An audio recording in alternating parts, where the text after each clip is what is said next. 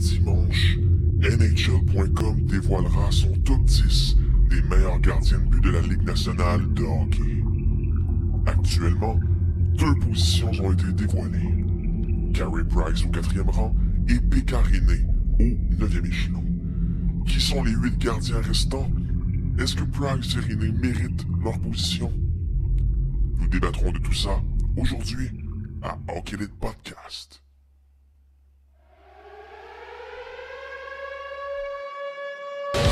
Des opinions tranchées, Ligue nationale de hockey, eSports NHL, carte de hockey. Vous écoutez Hockey Lit Podcast avec Marc-André Gagnon.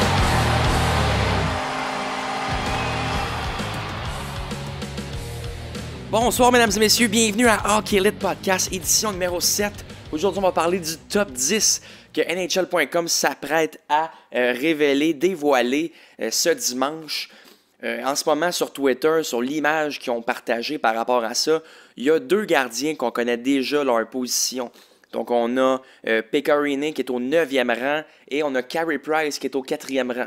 Donc, première des choses, est-ce qu'ils méritent leur position? Deuxièmement, est-ce qu'ils méritent leur place dans le top 10? Est-ce qu'on devrait les interchanger? Et finalement, on pourrait se dire qui va compléter le top 10? C'est qui les 8 gardiens qui manquent? C'est qui les 8 gardiens qui méritent de faire partie du top 10? Mettons un exemple, par exemple, est-ce que Henrik Lundqvist mérite encore d'être dans le top 10? Est-ce que Jonathan Quick mérite encore d'être dans le top 10? Des gardiens qui ont déjà été extrêmement dominants dans la ligue, mais est-ce qu'ils méritent encore leur place parmi là, le palmarès de la Ligue nationale de hockey? Ça reste à voir. Donc, je me suis dit que j'allais m'amuser à faire 2 choses. On va faire ça en 2 temps. Premièrement, je veux essayer de deviner c'est quoi que la NHL va décider par rapport aux gardiens restants dans le top 10. Mais aussi, j'aimerais ça faire mon top 10 à moi. Parce que depuis le début de l'été, ils sont amusés à faire le top 20 des alliés gauche, top 20 des alliés droits, top 20 des centres, top 20 des defs. Puis souvent, ça m'arrivait là, de vraiment pas être d'accord. Justement, par rapport aux défenseurs, on s'entend qu'il y a beaucoup de défenseurs offensifs là, qui ont été choisis. Fait que pour moi, ça veut pas dire que tu es un très bon défenseur. Ça veut juste dire que tu as des excellentes habiletés offensives à défensives. Je trouve qu'on mélange les choses. Quand on donne le trophée Norris, souvent, le trophée Norris, ça va être celui qui a le plus de points, mais what the fuck, guys? Défensif, c'est le fait de défendre son territoire, puis le fait d'accorder le moins de buts possible en compagnie de son gardien de but, qui est sa mission. Pas de compter 876 buts, faire 7872 passes. Ouais, non! Il est défenseur. Son but, c'est de défendre le territoire, défendre le filet. C'est ça, sa mission. Donc, pour les gardiens de but, je vais m'amuser à voir qui mériterait d'être là, qui ne mériterait pas d'être là. Donc, premièrement, en numéro 10, moi, je pense que ça va être Matt Murray.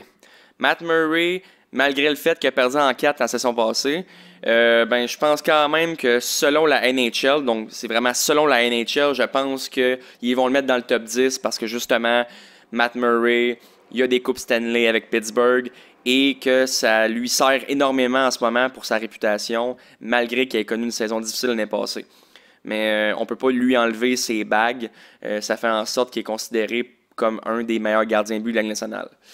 Est-ce que moi je le vois comme un top 10? Good joke! Non, Matt Murray est vraiment pas dans mon top 10. En 9e position, on l'a vu, c'est Pekka Rinne. Pour moi, c'est le choker par excellence, Pekka Rinne, là. C'est arrivé souvent en play-off là, que Rinne il a accordé là, des 6 buts là, par match là, quand c'est pas le temps. Moi, je me rappelle juste contre Pittsburgh quand il avait été en finale de la Coupe contre eux autres puis qu'il avait comme accordé 3 buts en 5 tirs. J'ai ri solide, surtout je prenais pour Pittsburgh. Là. Mais Pekka Rinne, moi, je le trouve pas solide pour 2 scènes. Il y a des bonnes stats en saison, mais en série, allô, Rinne, allô. Rinne, il est en vacances, là, il est parti jouer au golf, mais c'est parce que son équipe est encore en play-off, que ce serait le fun qu'il joue en même temps. Mais bon. Marc-André Fleury, d'après moi, va aller au 8e rang. Marc-André Fleury a des coupes. Même si on a beau dire que c'est Matt Murray qui a trois coupes Stanley. Excuse-moi, mais Marc-André Fleury, si c'était pas lui dans les 2 premières rondes pour la dernière coupe, ben je m'excuse, mais c'est sûr qu'il se rendait pas aussi loin. Fait que oui, Matt Murray, il a fini 2 autres séries, mais Fleury, tant qu'à moi, est supérieur à Matt Murray. Frederik Andersen va sûrement être là. Parce que depuis qu'il est là, force est d'admettre que Toronto connaît du succès. Est-ce que c'est vraiment le gardien de but qui est le plus solide? C'est un gars que je prendrais dans mon pool? C'est un gars que je prendrais dans mon équipe d'étoiles? Je me ferais un Hockey Ultimate Team. Est-ce que je prends Frederik Andersen? Pas sûr, chum, mais force est d'admettre qu'il quand même fait la job à Toronto. La seule affaire qui manque, mon Frédéric, ça serait le fun que tu gagnes une série un jour. Bon, en 6e position, on a Tuukka Rask, qui, by the way, y a-tu connu des séries de malades? Extraordinaire, Tuukka. Pour vrai, il y avait quand même ça qui le suivait, là, tu sais. Tim Thomas a été loin avec Boston. Il a connu du succès avec Boston. Il a permis aux Bruins de remporter les grands honneurs en 2011. Mais Rask, quand il a pris la relève de Tim Thomas, il avait la pression de répéter ces exploits-là, d'être capable de se rendre aussi loin. T'sais, là, il s'était rendu en finale contre Boston, choke littéral là, dans la dernière minute de jeu de la Game 6. Et là, on peut-tu y reprocher encore d'avoir choqué contre Saint-Louis? Je trouverais ça vraiment ordinaire qu'on y mette ça sur le dos parce que, excusez-moi les boys, mais aviez-vous vu ses stats avant la Game 7 contre Saint-Louis? OK, il gagnait le Conn Smythe haut la main. C'était une des performances en séries éliminatoires là, que je me disais, là, c'est la première fois depuis 2003, depuis que Jean-Sébastien Giguère avait gagné le Conn Smythe en tant qu'équipe perdante contre les Devils du New Jersey. C'est la première fois que je me disais, OK, mais genre, si Saint-Louis gagne la coupe, no matter what, je donnerais le Conn Smythe à Tuukka Rask. C'est sûr que la Game 7 l'a peut-être nuit. Il n'a pas été désastreux, là. Mais je pense quand même que si ça avait été 2-1 en prolongation Game 7 pour Saint-Louis, Tuukka Rask fait 55 arrêts, j'ai comme un feeling qu'il aurait pu mettre la main sur le Conn Smythe. Tout ça pour dire que Rask, pour moi, est un excellent gardien de but. Je le mets en numéro 6 selon NHL.com.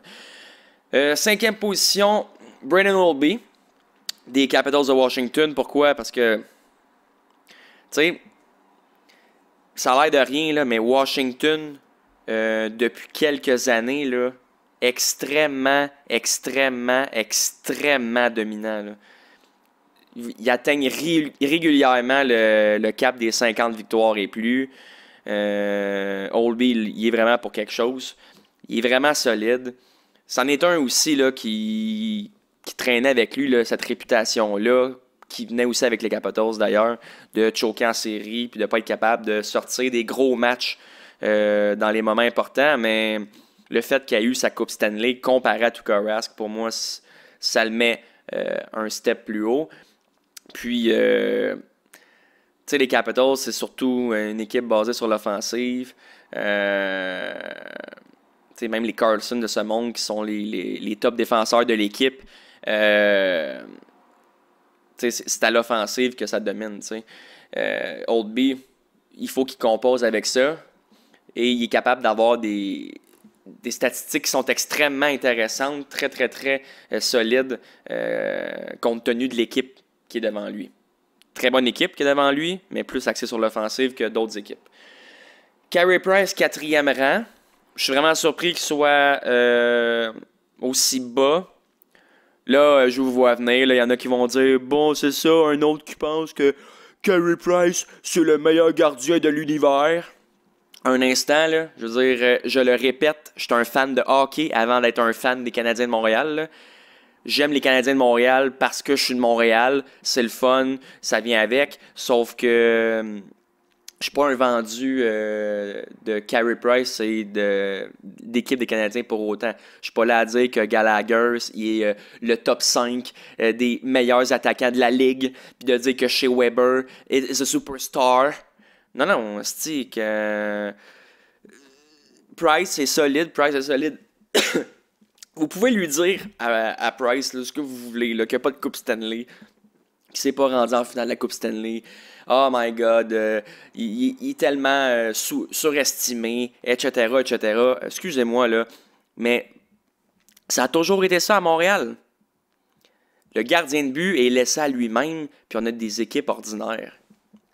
La dernière fois qu'on a eu vraiment, vraiment des joueurs solides, là, c'est juste avant l'ère Mario Tremblay et Régent Houle, quand on avait des Vincent D'Anfous, Pierre Turgeon, Mark Recchi, Saku Koivu. On avait vraiment une grosse équipe à ce moment-là.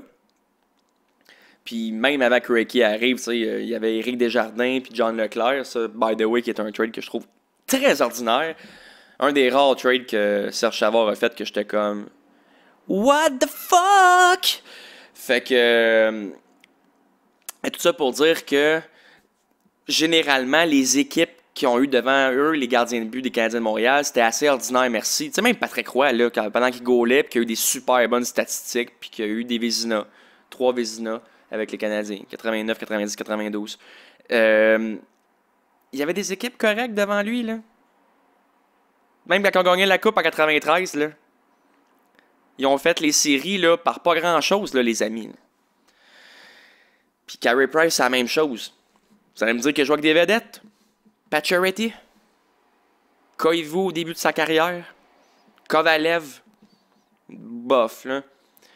Ce qui arrive, c'est que nos vedettes, nos joueurs qui sont solides ici, tu les mets dans d'autres équipes et dans n'importe quelle équipe, ils seraient probablement un trio plus bas que dans notre équipe. Fait que, hein, un instant. Carey Price mérite d'être au 4e rang. Après ça, Ben Bishop au 3e rang, selon moi.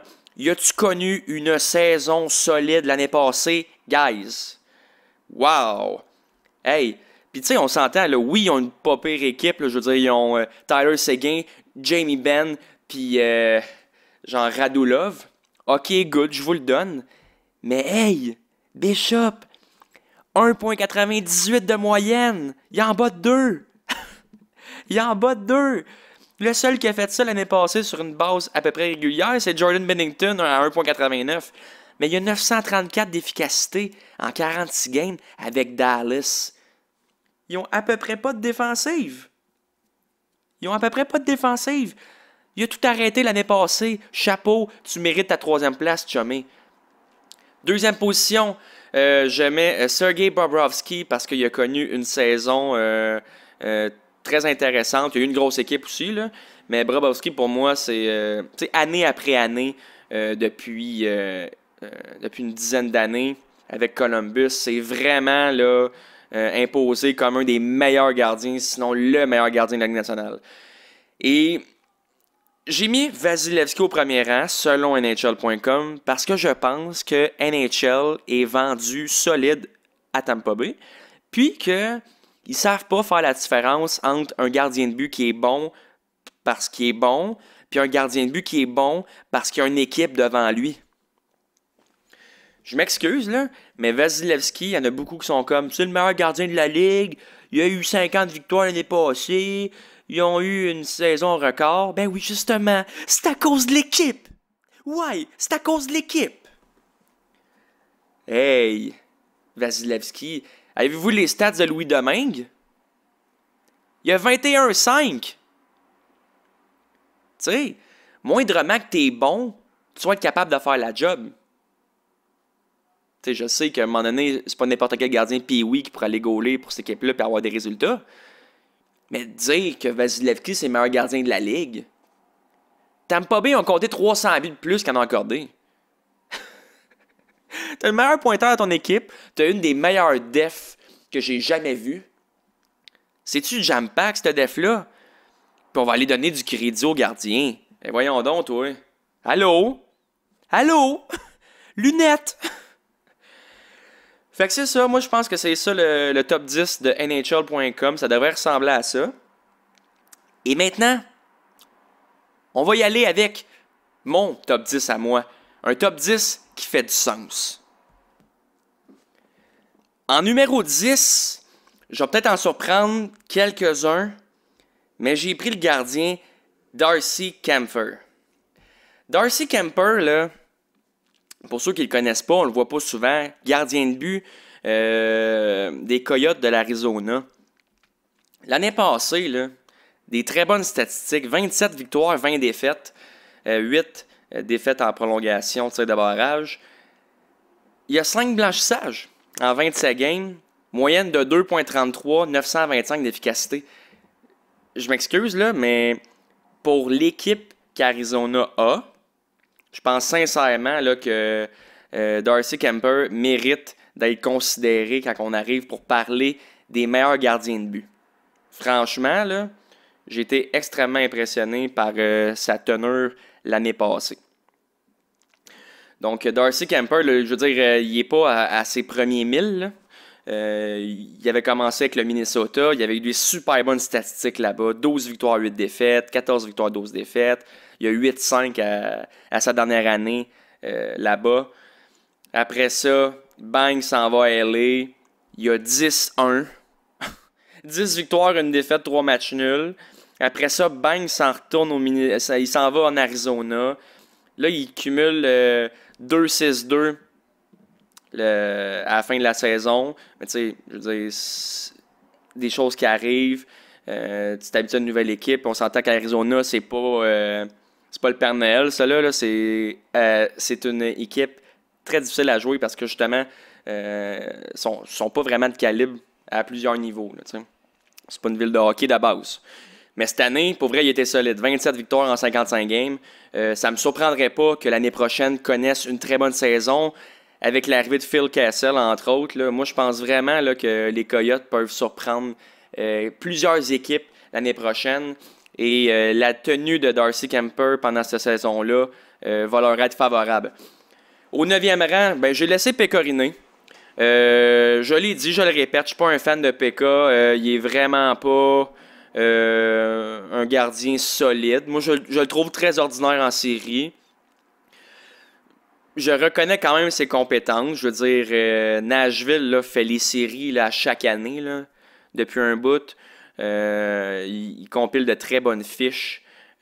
N'alloue pas beaucoup de buts, mais sauf que pour moi, ses performances en séries éliminatoires, c'est ce que j'appelle beaucoup plus un choke que des gens comme Tuukka Rask ou Carey Price. Rinne, là, c'est...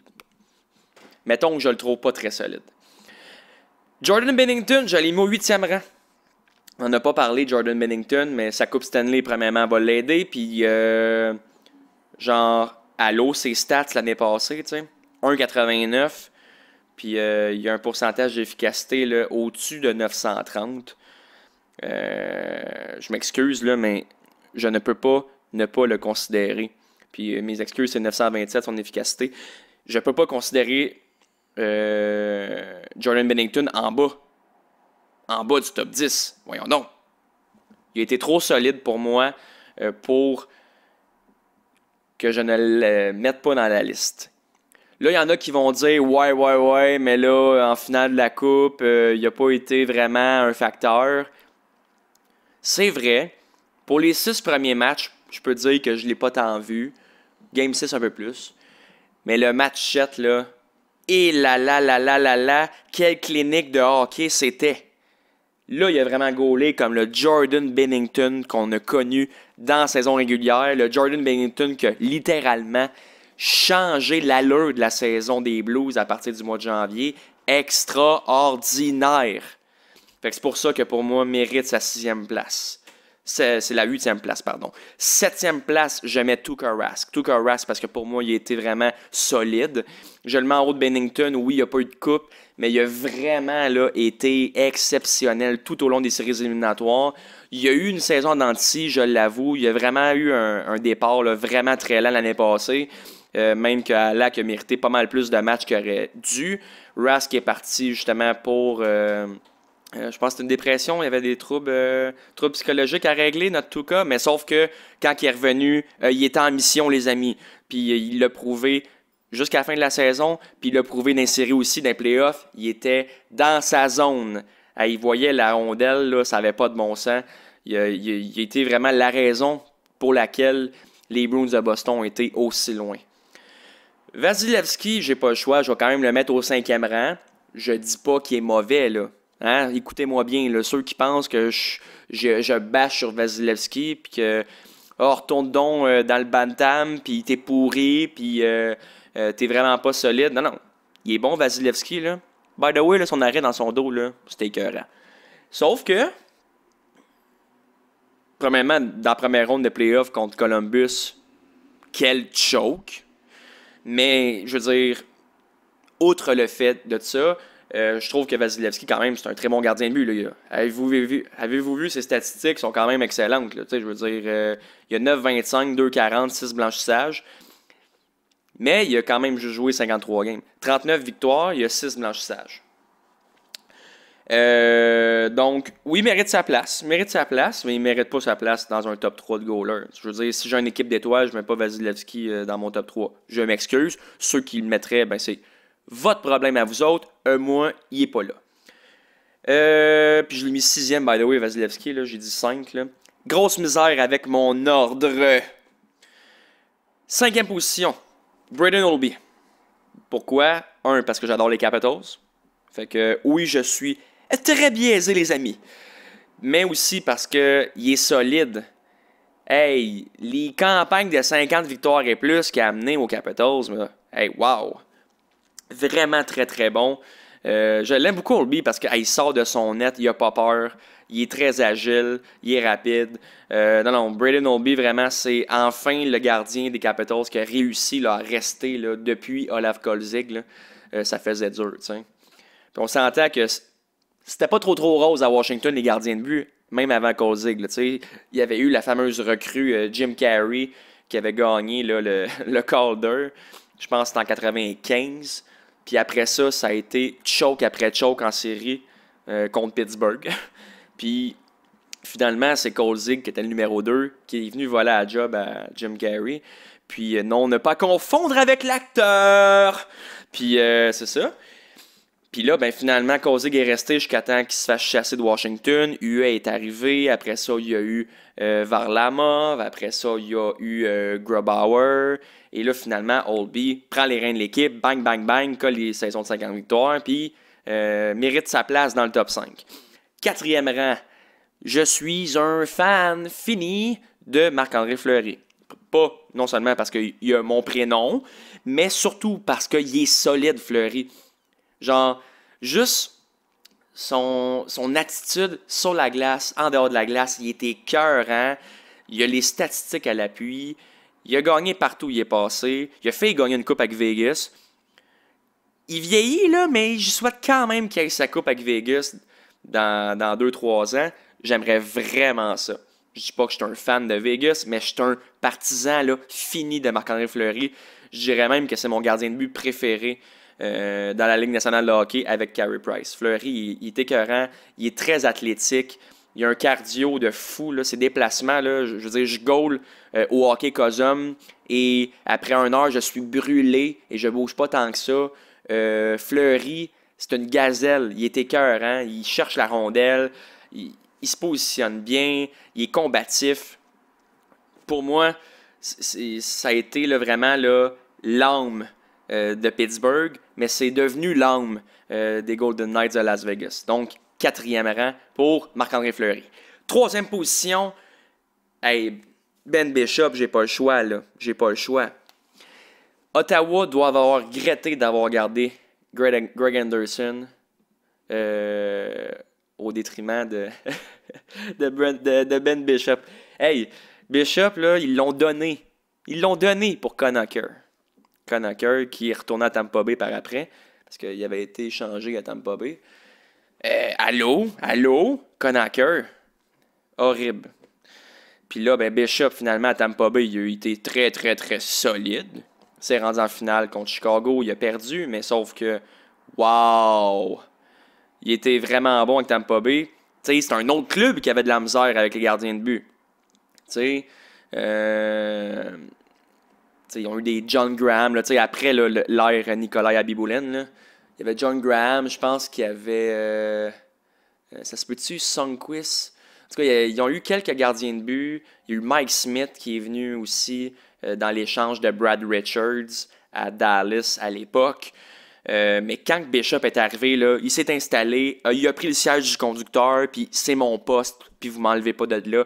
Puis depuis qu'il est arrivé, ça a vraiment changé là, l'organisation. Puis ils ont pu le garder jusqu'à temps que Vasilevski soit vraiment prêt à prendre les rênes. Mais pour vrai, je prends Bishop avant Vasilevski. Je m'excuse. Sérieux, là. Puis surtout, qu'est-ce qu'il y avait l'année passée avec Dallas? T'as beau avoir 3 attaquants extraordinaires en Radulov, Seguin puis Ben, mais les autres, tu sais, oui, il y a Iskanen, tu sais, ils ont quelques autres bons joueurs, mais hey, avec l'équipe qu'il y a devant lui, d'avoir des chiffres comme ça, extraordinaire pour Ben Bishop. Deuxième rang, est-ce que j'ai mis Carey Price dans mon top 2? Est-ce qu'il est premier? Non, il est deuxième. J'ai mis Carey Price deuxième. Ben, pourquoi? Parce que Carey Price, il a eu une saison difficile l'année passée. Il avait une saison difficile l'année d'avant. Il a été blessé souvent.